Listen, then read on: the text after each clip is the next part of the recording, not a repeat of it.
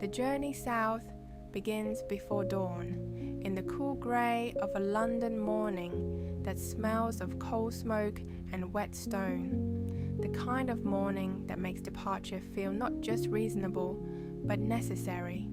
Victoria Station holds its breath at that hour, the great iron arches overhead catching the first light in long amber bars, while the platform stretches ahead in a corridor of steam and soft shadow. Her bag is sensibly packed.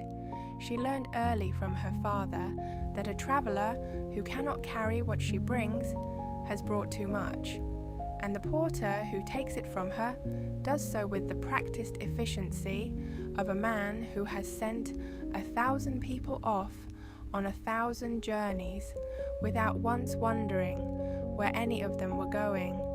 She finds her compartment, settles into the corner seat by the window, and watches the platform slide away as the train begins to move, slowly at first and then with gathering purpose, out into the grey morning light.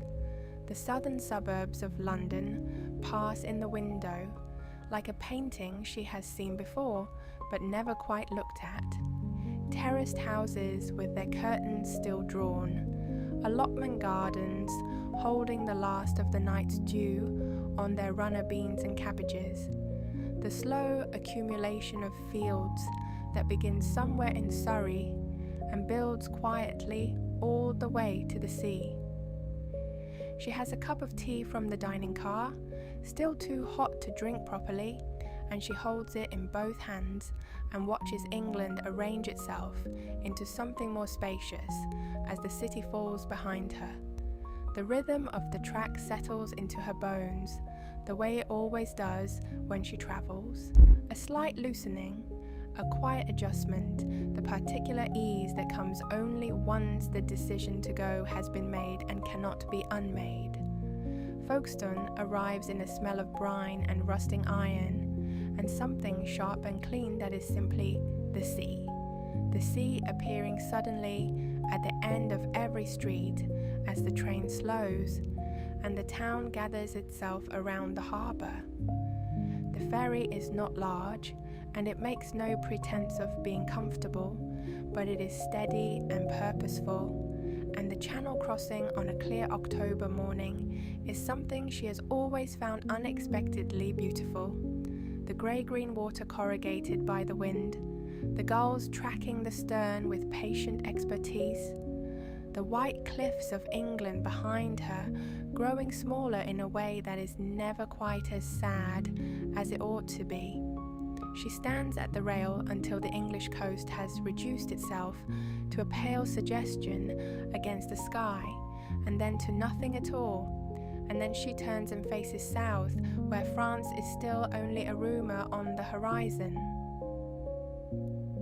France arrives the way it always does, first as a smudge of grey coastline, then as a harbour entrance, then as the particular smell of a French quayside that she has encountered often enough to know by heart now, diesel fuel and strong coffee and salt air and something else, something she has never successfully named, but would recognise in an instant anywhere in the world. Calais is a matter of formality, the brief exchange of customs and platform, and then the train is moving south through the French countryside with its long, flat fields and its rows of poplars and its church spires emerging and disappearing between low hills at intervals as regular and companionable as the ticking of a clock. The afternoon builds across the window. She reads for a time. She sets the book aside and watches the light change as France grows less northern, the stone of the farmhouses shifting from grey to a pale buff to something warmer, the fields becoming drier and more yellow at their edges, the sky growing larger and more definite as the landscape flattens into the southern plains. She eats the bread and cold chicken she bought at the station, and which is perfectly satisfactory, and requires no particular attention, and she watches the afternoon arrange itself into the long golden light of a French late afternoon, the shadows beginning to lean eastward across the fields. The Spanish border at Hendaye arrives as the light is turning. There is a change in everything at once, the way there always is at a border, in the sound of voices on the platform, in the quality of the air through the ventilation, in the particular red of the earth, visible now in the embankments beside the track. The Pyrenees rise behind the train as it crosses into Spain. Those great dark mountains catching the last of the afternoon light on their upper slopes, while their lower flanks are already in shadow. And then the mountains are passing behind her, and Spain opens ahead in the slow dusk, vast and dry and ancient and still. The land a darker earth than anything she has travelled through all day, the sky above it enormous, and turning the colour of a bruised peach at its western edge. She watches the darkness come across the meseta, the way darkness comes across a sea.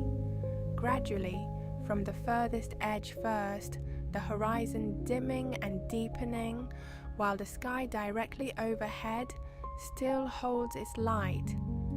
Villages appear out on the plain at long intervals, their church towers catching the very last of the evening, their windows beginning to show gold as the dark gathers around them. The earth is red where the train's headlight finds it along the embankments, the colour of old terracotta, and the shadows between the scrubby trees are absolute and complete. She has a glass of wine from the dining car and watches Castile pass in the darkness, and does not feel the need to read or to think or to do anything at all except be here, on this train, moving south through an enormous Spanish night. Madrid arrives, announced first by a gathering of lights low on the horizon, then by the thickening of the suburbs, apartment buildings and factory rooftops and lit windows stacked and multiplied in every direction. And then the train is slowing, easing down through the last of the city into Atocha station, which materializes around them in a great vaulted hall of iron and glass, warm and yellow lit and smelling of coal smoke and something subtly different from the French stations, some quality of warmth in the stone itself. The city outside the station is warm. October in Madrid carries a warmth that October in London has completely forgotten how to manage, a dry and unhurried warmth that sits on the skin like something welcome rather than something merely tolerated. She walks to her hotel through streets that are properly alive at this hour, cafes throwing their yellow light across the pavement, couples walking without particular urgency, the smell of tobacco and frying garlic drifting from open doorways along the way. The buildings are grand in the manner of a city that takes its own grandeur entirely for granted, their upper floors lost in the mild October dark, their ground floors lit and purposeful, and entirely unconcerned with the opinions of passers-by. The hotel is on a quiet street behind the Gran Via, which she can hear rather than see, the sound of a wide boulevard in the early evening, of trams and motor cars, and the particular murmur of a city going about its business at a pace somewhat more relaxed than London ever manages. Her room is on the third floor, high-ceilinged and shuttered, with cool tile floors that feel extraordinary under her feet after a day of train carriages, and a narrow balcony from which she can see, over the dark shapes of the rooftops, a suggestion of the city spreading in every direction under a sky that is, even here at the edge of the city's light, more generously provided with stars than anything London offers. She opens the shutters and stands on the balcony for a while in the mild dark, listening to Madrid settle into its evening. The sound of a gramophone from somewhere below, the murmur of conversation drifting up from a cafe she cannot see, the occasional soft rhythm of footsteps on the pavement, the distant clang of a tram bell fading westward along the Gran Via.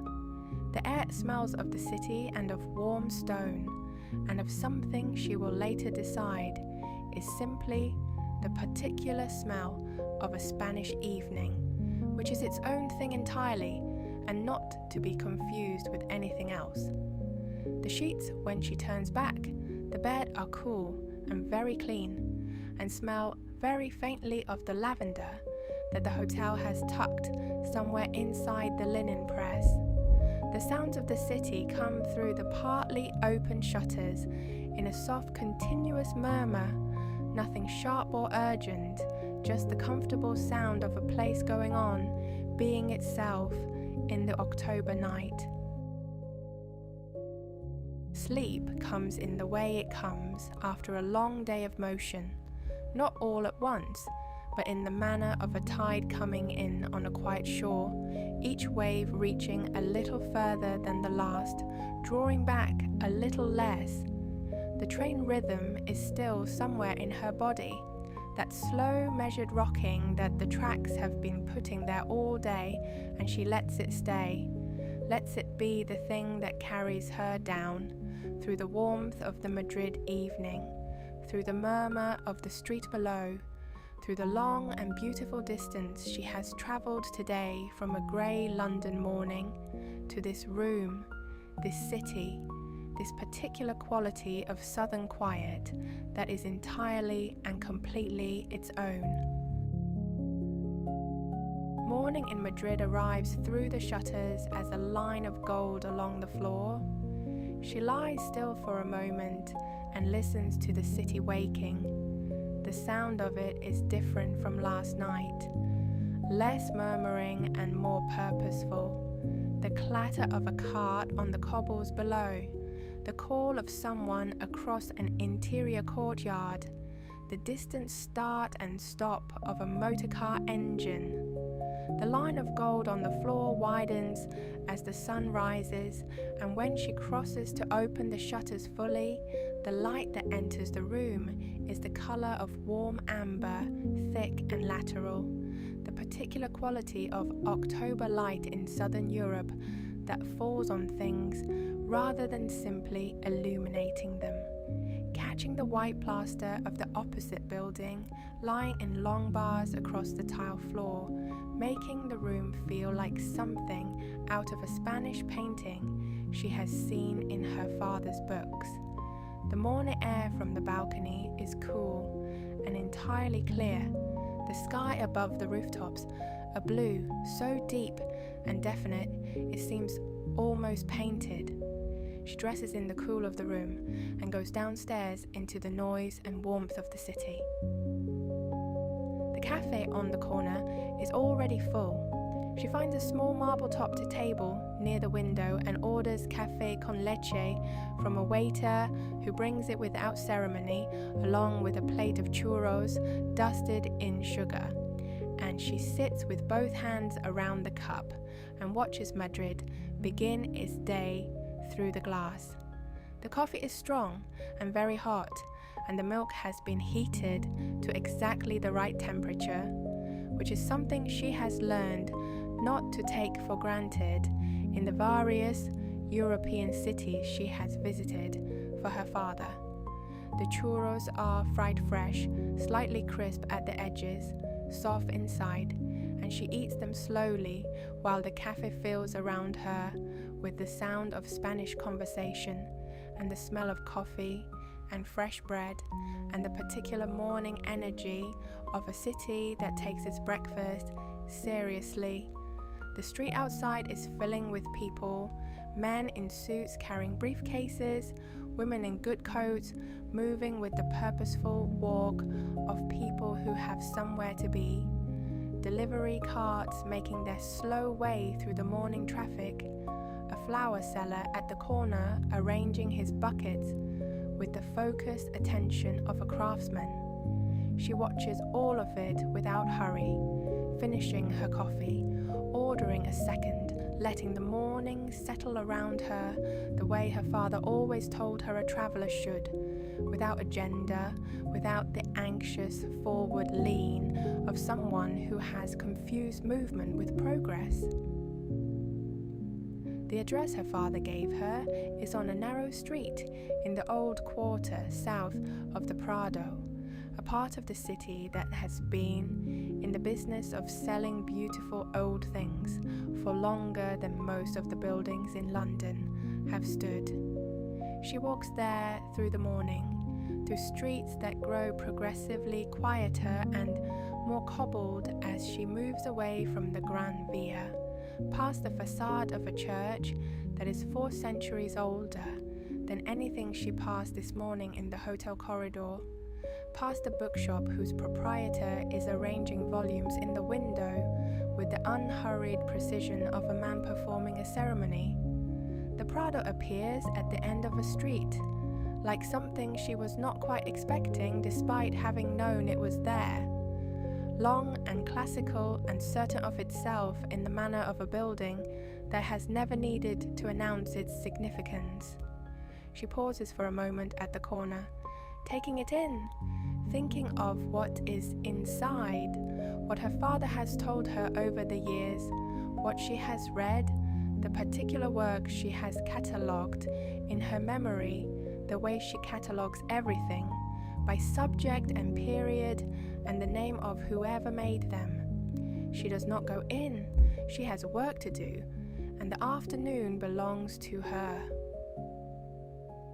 The dealer's shop is on a street so narrow that the buildings on either side nearly shade it entirely, even at mid-morning. The facade discreet to the point of invisibility, only the small brass plate beside the door, and the arrangement of the single window, which holds 2 pieces, and no more, in the manner of a shop that has no need to try harder than that. The interior, when she enters, is cool and dim and smells of old wood and beeswax polish and the particular clean dustiness of objects that have been handled carefully across a great many years. The dealer himself is a compact man in his 60s, with spectacles and the unhurried manner of someone who has been in this room for 30 years and expects to be here for 30 more. And he greets her in careful English and offers her a chair while he brings what she has come for from the back of the shop. She finds what she came for, and the case is wrapped again and settled into the carrying bag she has brought for the purpose, and the transaction is concluded with the quiet efficiency of 2 people who have both been raised to know the value of other people's time. The afternoon opens in front of her like a gift. She walks back toward the Prado and then past it and on into the streets that run alongside the park, the Retiro, which she has been saving since she arrived the previous evening with the deliberate patience of someone who learned early that the best things in a city are worth the wait. The gates open onto a world that seems, after the stone and traffic of the city, almost improbably green. Great trees lining the broad central path, their leaves beginning to turn at the edges in the first suggestion of autumn colour, the path scattered with the dry fragrance of fallen leaves that the gardeners have not yet swept away. The park is full of the quiet business of a weekday morning easing into afternoon. Nursemaids with perambulators moving in the shade of the linden trees, elderly men on benches with their newspapers folded to the crossword, a pair of students sitting on the grass with their books open and their conversation entirely unrelated to the books. Children chase each other across the raked gravel of the central promenade, their voices carrying through the still air with the particular clarity that children's voices always have in parks, sharp and bright and entirely careless. She finds her way to the lake at the center of the park as the afternoon light begins its slow descent toward gold. The Estung is larger than she expected, its surface reflecting the sky and the colonnade and the monument at its southern end in a mirror that shifts and brightens as the light shifts. The rowing boats pulled up along the bank, rocking very gently against each other in a rhythm too slow to call movement. She sits on a bench at the water's edge and watches the afternoon go about its business. A pair of ducks moving steadily from one side of the lake to the other, with the air of ducks who have an appointment and intend to keep it. The light on the water changing by degrees from clear silver to a warmer tone, the long shadows of the trees beginning to stretch across the gravel paths. The sound of the city is entirely absent here. There is only the water and the birds and the occasional murmur of voices from the paths behind her, and the particular quiet of a park on a still October afternoon when the tourist season has ended, and the city has taken the park back for its own. The air smells of dry leaves and water, and the faint warmth of stone that has been in the sun all day and is only now beginning to release it. She sits there for a long time, long enough to watch the light move from afternoon to the beginning of evening, the sky above the park shifting to a deeper blue at its zenith, and something almost amber at the horizon where the sun is beginning its descent behind the city, long enough for the nursemaids to fold up their perambulators and carry the sleepy children home, and for the students to gather their books at last, and for the park to grow quieter still until it is mostly bird song and the sound of the water and the slow creak of the empty rowing boats against the bank. She walks back to the hotel through the early evening streets as the city begins its particular Spanish resurrection, the cafes filling again, the lights coming on in the apartment buildings, the smell of the evening's cooking beginning to drift from the open windows above the street. She stops at a small restaurant near the hotel and eats at a table on the pavement, a bowl of cocido madrileño that arrives in stages and takes an unhurried hour to eat properly. The street going on around her in the warm October evening, like something she has been invited into rather than merely passing through. The hotel room is quiet when she returns. The wooden case with the two painted panels sits on the luggage stand where she left it, solid and patient, waiting for the long journey back to London, to the shop on Cornhill, to her father's careful hands turning them over in the morning light, the way he always examines new pieces, slowly, completely, with the attention of someone who knows that the story of a thing is as important as the thing itself. She opens the shutters one last time before she sleeps and stands for a moment on the narrow balcony in the warm Madrid night, listening to the sounds of the city settling into its later hours, the voices from the cafe below growing easier and more relaxed, the trams more infrequent now, the particular stillness that comes to a city not when it sleeps, but when it stops hurrying. The stars are extraordinary above the rooftops, more numerous and more definite than anything London offers, and she stands looking up at them for a long moment before she closes the shutters and turns back into the cool, dim room. The pillow smells of lavender again. The sheets are cool in the particular way of hotel sheets in a warm city, cool on the surface and then warming gradually, settling, becoming the exact temperature of rest. The sounds of Madrid come through the shutters, softly. No urgency in any of them, just the city going on being itself in the October dark. The wooden case is there on the luggage stand, and the journey home begins tomorrow, and tonight there is nothing at all that needs to be done or decided or arranged.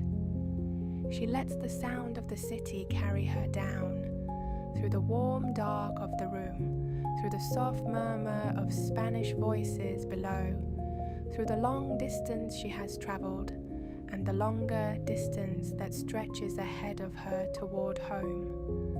The lavender smell and the cool sheets, and the sound of Madrid breathing in the October night are the last things she notices before the night takes over completely, gentle and unhurried, the way the best sleep always is.